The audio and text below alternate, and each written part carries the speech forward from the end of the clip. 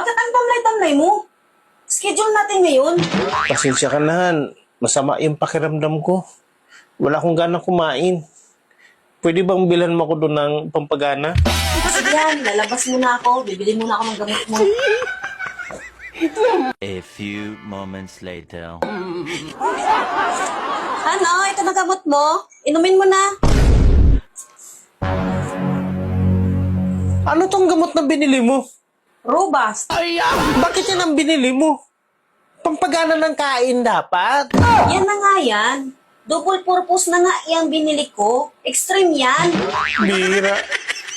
Paano naging double purpose yan?